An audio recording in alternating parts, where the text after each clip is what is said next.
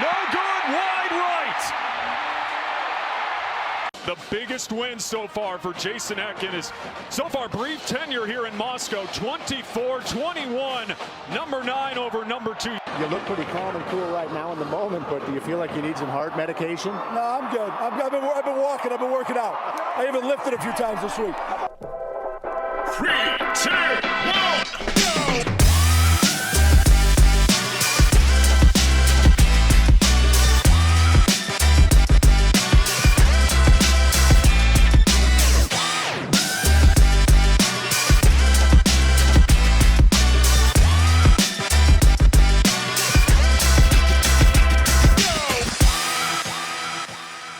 Montana State looking for revenge and Idaho looking for a repeat. This top 10 matchup has been circled on the schedule all year. Hello and welcome to This Week in Big Sky Football. I'm your host, Megan Robinson. When Idaho heads to Boiman this week, it will be to play their 5th ranked game in a row against a Montana State team who was hoping to remain undefeated. The Vandals and the Bobcats are our game of the week. Joining me now is one of the leaders on that Bobcat D, linebacker, Danny Alui-Lakepa. Danny, thank you so much for joining me today. Montana State is off to their first 6-0 start since 2012. How would you describe the vibes in the locker room right now? I would just say we're blessed. We're excited to, go 1-0 every week and just bring that to practice every day. So we're excited for what the future holds. Danny, you are a linebacker, and that Bobcat defense currently ranks first in the Big Sky, allowing only 18.2 points per game. What would you say your biggest strengths are as a defensive unit? I would just say we're all well coached. Coach does a good job getting us in the film room and walking us through our assignments. And I just say the tenacity that we play with. We're running to the ball, hustle to the ball. And we do a good job just rallying everyone up. Looking ahead to this week, you're facing the number 2 defense in the Big Sky and the Idaho Vandals. And I know you watch a lot more of your opponent's offensive tape. However, I'm sure you've seen a little bit of that Vandals D. What have you seen from them that causes problems for their opponents? Yeah, they're just well coached. I know they're on defense. They got a really well coached defensive line, and they're all physical, big. So, They just do a good job running to the ball, just as we do. But I know our offense is going to do well, and I believe in the boys.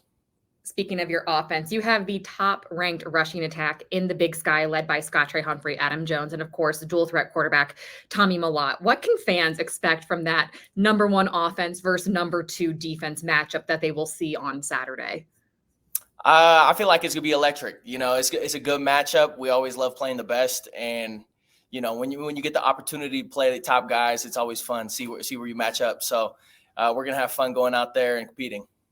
When you have 2 guys like Scottrey Humphrey and Adam Jones who can run the ball, plus Tommy Mellott, who also runs it a lot himself, had 4 touchdowns last week.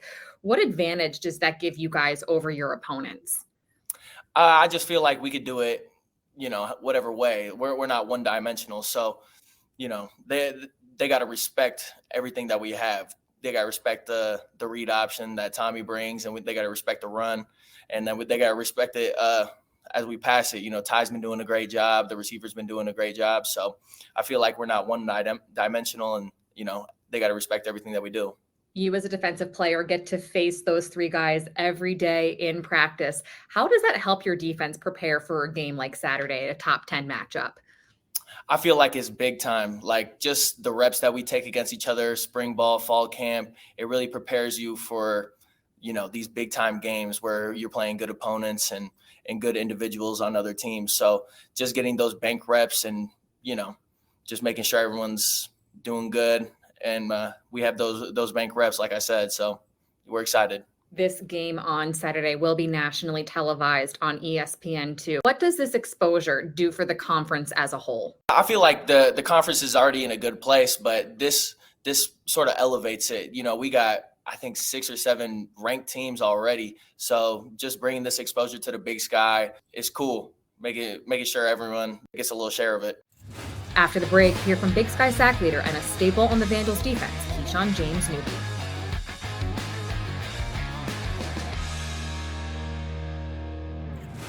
Welcome back to This Week in Big Sky Football. I'm Megan Robinson, joined now by Idaho defensive end and defensive leader Keyshawn James Newby. Keyshawn, Idaho is the first team in the FCS with 3 ranked wins this season. You're about to play your 5th ranked win in a row. So far, you've had the 2nd strongest schedule in all of the FCS. What statement does that make about this Vandal team?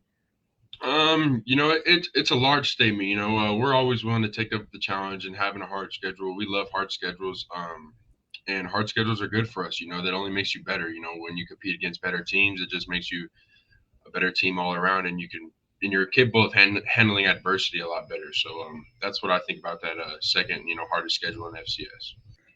Your defense has been a difference maker in a lot of your games so far this season. What is one word you would use to describe your defense and why? Powerhouse. I said it at the start of the year. We're a powerhouse. We're hard to stop. So that's that one word I would use is powerhouse. We're a strong team, and we're strong-minded and strong-willed. The Vandals defense ranks 2nd in the Big Sky in several categories: rushing, scoring, sacks, led by you, of course. You're about to face the number 1 rushing offense in the Big Sky. What challenges do their running backs present to teams? Their running backs are very strong, and they got good balance. And so when we take them down, we got to make sure we aim for their legs. We can't tackle high against them, and make sure we're team tackling. Make sure we have all 11 yellow helmets around the running backs at all times, and that's what we'll be able to do to stop these guys. Quarterback Tommy Malott, of course, is dual threat. He threw for 4 touchdowns last weekend, although you know that he is a threat on the ground and does run into the end zone himself. How do you prepare to face a quarterback with his skill set? Tommy Malott, he's a good quarterback. I played him my senior year of high school when he played for Butte High, and I played for Helena High. He's always been a fast guy. So, another way to stop a guy that's fast is containing him in the pocket, not leaving any open gaps open for him. Because once we give him an open gap, I know he's going to take it, playing him from senior year of high school on to now. So just don't give him any open gaps, keep him contained in the pocket, and that'll be a good way to stop Tommy Malott. One of the other big matchups in this game is in the trenches, your D-line versus the Montana State O-line. What is the key to winning that battle at the line of scrimmage?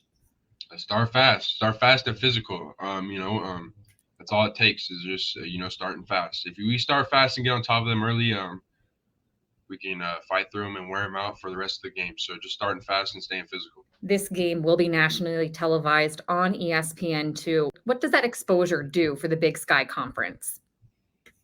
I love it. I think the Big Sky Conference needs this exposure. I think this is a conference that is very overlooked. And so I believe that, when we get these opportunities, I think we put the best play out there. I think we play hard out there. And so that's a good thing, for us to get this kind of recognition. And yeah, just being able to get that recognition is nice. Still to come, Richie Munoz's 6 touchdown performance in Weber State's overtime upset had the nation talking. I speak with him next.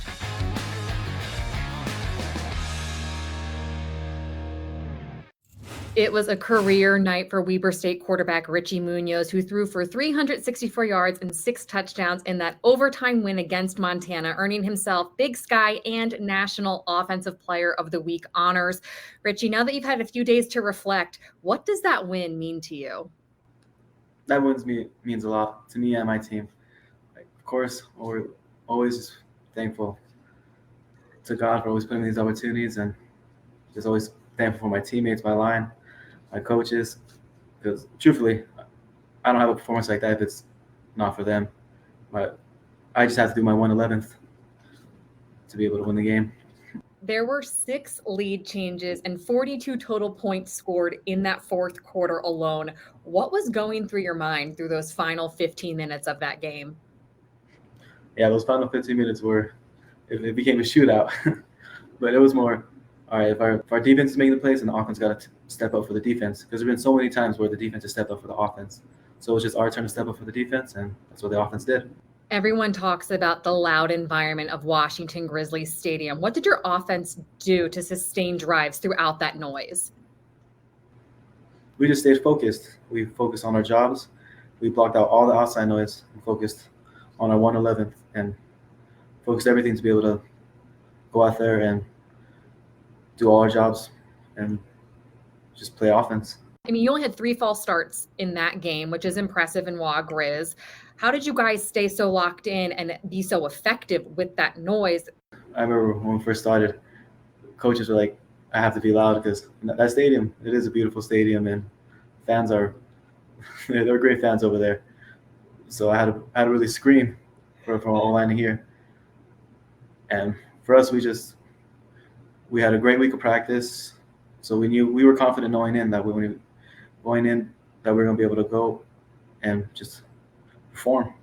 Jacob Sharp was on the receiving end of 152 of those yards and 2 touchdown receptions. How would you describe your on-field connection with Jacob? Oh, I think our connection is amazing. It starts all the way back to even this summer. Always going out after practice, after lifting, getting extra work with him and all the other receivers. So it always goes back to the work that we put on after practice. What statement does a win like this make, not just to the Big Sky Conference, but all of the FCS? It just makes that Weber State's a great team that don't take us lightly, because we could go up and play with anyone. Rocky Boiman is on the call this weekend for Vandals Bobcats. He joins us next for a game preview.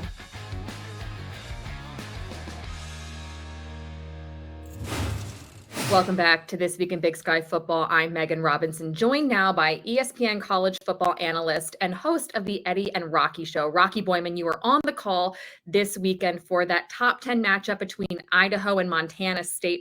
What excites you most about this game? Montana State is one of the best college football environments in the country. I mean, that they have that reputation, so I'm really excited to get out there. And I've called some games in a lot of big SEC environments, and they're fantastic. But I think the one in Montana State is unique. So, yeah, really excited. And then you got two great Big Sky teams here in Idaho. I had a nice year last year getting to the quarterfinals, and I think have a really, really good team. I really like their coach. And again, Montana State with a loaded roster. So I think it's going to be a real fun game. Idaho has the second best run defense in the Big Sky Conference. They are going up against the top rushing offense led by Scott Trey Humphrey and Adam Jones for Montana State. What will the Vandals have to do if they want to slow down that rush attack? Well, I think the one thing, Megan, is they also got to remember they got to stop Tommy Mellott, the quarterback. I mean, just when you're worried about Humphrey and those guys, you can forget about Mellott, who I think is one of the most electric and dynamic players in the FCS. You got an offensive line that looks like they returned 2 or 3 starters from last year. All of them are big. And they block very, very well. So, I mean, one of the strengths of this entire team, when you're worried about all the weapons they have and the quarterback and this and that, you can forget about the offensive line, who is one of the best in the Big Sky, certainly, if not the entire FCS. I spoke with Keyshawn James Newby about that matchup in the trenches between the D-line on the Vandals versus the O-line on the Bobcats that you just mentioned. He said the key to winning that battle is to get out fast. In your professional opinion, what is your key to winning that battle in the trenches? One thing Idaho does well is they rotate a lot of guys. You know, they got a lot of guys on that defensive line. And so you got to stay fresh. A team like Montana State, they just kind of wear on you, right? They're big guys. They lean on you, and it may not look pretty in the first and second quarter, but by the fourth quarter, you're just, that D-line's tired. So I think the fact that Idaho is deep is a really, really good thing. I think that's the number one component to it. And then from there, it comes down, Megan, to guys being in every gap. So it's just one of those things where you got to make sure you have your gaps covered. Everyone's in one. Because, again, a guy like Humphrey or a guy like Mellott can find that open gap and really hit you. Rocky, expanding to the rest of the Big Sky Conference, they had 7 teams ranked entering Week 7. That is more than half of the Big Sky. Why are they such a powerhouse in the FCS?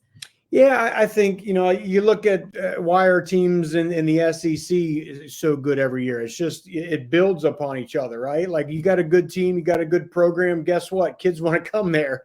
And whether that's Georgia or Alabama or teams in the SEC or the Big Sky, where if you have a reputation like the Big Sky does for having great football and also I think great environments too. I mean, it's unique environments out there. You're getting out there in the Pacific Northwest and out that way. So I think that's an attractive thing for a kid to come. But again, I'll go back to my original point, which is when you got good programs that consistently win and do good things and put together good teams every single year, people want to be a part of it. So that just kind of just builds upon itself every single year. There are a couple of top 25 matchups in the Big Sky this weekend. Who will prevail? Colter Nuanez from Skyline Sports is here next with Game Picks. Welcome back to This Week in Big Sky Football. I'm Megan Robinson. Lots of action across Olympic sports this week. Here's what's happening around the conference. Starting on the pitch, Sacramento State swept their weekend of Big Sky games. They outscored both opponents with a combined score of 7-1. The Hornets have also been hot in volleyball. Entering week 3 of conference play, they are sitting at the top of the Big Sky with a perfect 3-0 record and riding a 3-match win streak. Over the weekend, Montana State had back-to-back 5-set road wins to improve to 3-1 in the Big Sky. Plus, they took both of the Volleyball Player of the Week honors. It was also a big week for Montana State golfer Becca Cheddar, winning her first career victory in her first tournament as a Bobcat. Idaho golfer Zoe Newell hit 3 under par on hole 18 in the Tri-State Invitational for her first career albatross. Finally, NAU women's cross country proved why they're the top team in the country, finishing first in the Notre Dame Invitational. That's what happened this week around the Big Sky. Joined now by Colter Nuanez, the managing editor for Skyline Sports. Colter, you are very familiar with the Big Sky Conference. More than half of the Big Sky teams are ranked in the Stats Perform FCS Top 25. Which team has surprised you the most so far this season? Well, that's really interesting because I think that the answer broadly for not me would be either UC Davis. I think people expect them to be good, but 5-1 and undefeated in league play. Or maybe the other answer would be NAU. Mickey Mental's the outlier, so maybe that's my answer. I think that he had probably the biggest uphill battle to replace unquestionably the greatest coach in Weber State history. And I know they were kind of up and down last year, certainly finished up with 3 straight wins down the stretch, up and down to start this year too. But you come to Missouri and you get a win, that's a huge win for your program. We're about halfway through the season right now. If you had to pick your offensive and defensive mid-season MVPs in the Big Sky, which 2 players would you choose? I think Keyshawn James Newby has established himself at Idaho as the premier pass rusher in the league. He's one of the great stories in the league as well. I mean, this era of transferring and transfer portal, et cetera, et cetera. He's the rare guy that transferred up from the lower level. He was an NAIA guy. He did it against some of the best competition. He had 5 sacks between the Oregon and Wyoming games, and he's been great in conference play as well. Offensively, if I could pick a unit, I would pick Montana State's offensive line. I think that's the best unit of any side of the ball in the Big Sky Conference. If I had to pick one guy out there, I think it'd probably be Marcus Ware. I love that offensive MVP pick. Let's see if I love your game picks right now. We'll start with the first of 2 top 25 matchups within the Big Sky Conference. Northern Arizona heading to Missoula to face Montana. It is homecoming up there in Missoula. Both teams looking to bounce back from losses last week. Will the Lumberjacks pull off their second upset of the season? Not only is Montana coming off of the worst performance at home in the history of their program in terms of defensive points allowed. I mean, they've never given up 50 at home ever. I expect big-time changes defensively. To add in, though, that Montana's only conference loss a year ago was in Flagstaff to NAU. They're going to have redemption on their minds, certainly. I can't imagine that Montana's going to drop back-to-back home games. Eastern Washington and Sac State face off after both having bye weeks last week. Eastern Washington led by that receiver, Efton Chisholm III. Who do you like in this matchup? Sac's been kind of going back and forth with their 2 quarterbacks, Jack Conklin and Caden Bennett, but I think they're sort of centered upon going with Conklin. I think that stability will certainly help them. I'm gonna pick Sac State in this one. And our second of 2 top 25 matchups in the conference. This one, a top 10 matchup. Our game of the week, Idaho, heading up to Bozeman to face the only undefeated team in the conference, Montana State.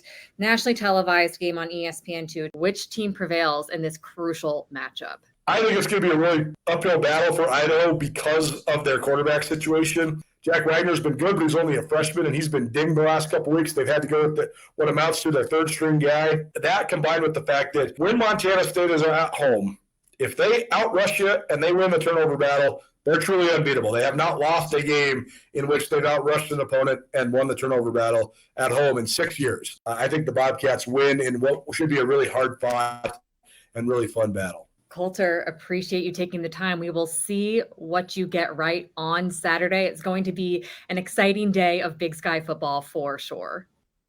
Thanks so much for having me. There is a lot on the line in this top 10 Big Sky matchup that will be nationally televised on ESPN2.